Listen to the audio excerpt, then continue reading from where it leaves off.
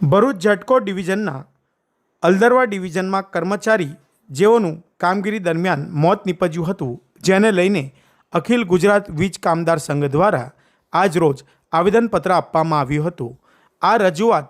ગુજરાત રાજ્યના ઉર્જા મંત્રીને સંબોધીને કરવામાં આવી હતી, જેમાં ઉચ્ચ અધિકારીઓની બેદરકારીના કારણે આ કર્મચારીનું મોત થયું છે તેવા આક્ષેપ સાથે આવેદનપત્ર આપવામાં આવ્યું હતું। આવનારા સમયમાં પણ આ પ્રકારની ઘટના ના બને તેને ધ્યાનમાં રાખી આવેદનપત્ર આપવામાં આવ્યું હતું। જિલ્લા કલેક્ટર તેમજ જિલ્લા પોલીસ વડાને પણ આ બાબતની જાણ કરી આવેદનપત્ર આપવામાં આવ્યું હતું અને મૃતક કર્મચારીને ન્યાય મળે તેવી માંગ સાથે આ રજૂઆત કરવામાં આવી હતી। 28/7/2024ના રોજ ઝેટકો કંપની ભરૂચ હલદરવા ડિવિઝનના 220 KV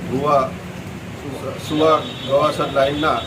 જે ટાવર લાઇનનો વાયર તૂટી જવાથી કામ કરતા કર્મચારીઓને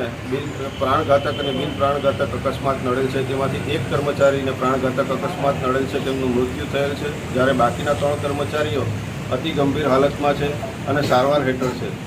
આ બાબતે આજરોજ અમે કર્મચારીઓ વતી આજે ઝેટકો કંપનીના એડિશનલ ચીફ એન્જિનિયર અને અધિક્ષક ઇજનેરને આવેદન આપવા આવ્યા છે। આ અકસ્માત થવા પાછળનું મૂળ કારણ અને અધિકારીઓ જ છે, જે અધિકારીઓની ફરજમાં આવે છે કે પોતે આવી કોઈ ગંભીર થઈ હોય, નુકસાની થઈ હોય તો ત્યાં જઈને સાઇડ વિઝિટ કરવી અને સાઇડ વિઝિટ કરીને કયા પ્રકારનું કામ કરવું, કોની પાસે કરાવવું એ નક્કી કરવાનું હોય છે। આ કિસ્સામાં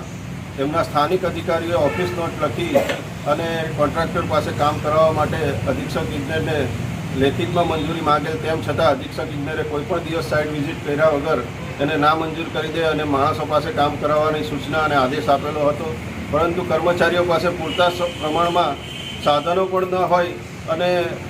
કર્મચારીઓની સંખ્યા પણ ખૂબ ઓછી હોય, તેમ છતાં આખા ભરૂચ સર્કલમાંથી હાંસોટ, સાગબારા, ડેડિયાપાડા, ઝઘડિયા, અછાલિયા, પાલેજ, જંબુસર બધેથી બધા માણસોને 2 દિવસથી સતત બોલાવી 8 કલાકના બદલે 16 કલાક કામ લઈ અને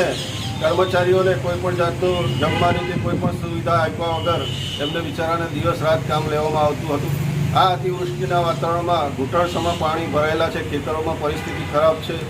અને ટાવરની પણ એની જે ચકાસણી કરવાની છે એની સ્ટ્રેન્થની તે કર્યા વગર કર્મચારીઓને કામ સોંપી દેવામાં આવેલ, જેના કારણે આ માનસિક ત્રાસ હેઠળ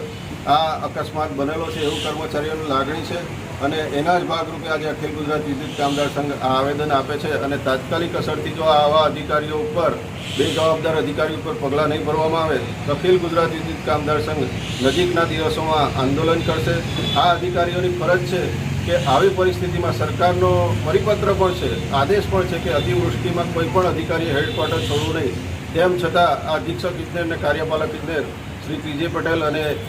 પીજે ભાભોર એ બંને અધિકારીઓ પોતે હેડક્વાર્ટરમાં રહેતા નથી અને અકસ્માત થયેલો હોવા છતાં આજ દિન સુધીને આ કોઈ કર્મચારીના ઘરે પણ ગયા નથી કે કોઈની ખબર લેવા પણ દેખાયા નથી, જેમાં પણ કર્મચારીઓને ખૂબ આક્રોશ છે। જો આવા અધિકારીઓ પર તાત્કાલિક પગલાં લેવામાં નહીં આવે તો અખિલ ગુજરાત વિદ્યુત કામદાર સંઘ ટેકનિકલ કર્મચારીઓના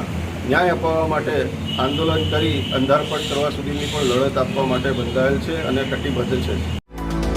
Subscribe now and press the bell icon. Never miss an update.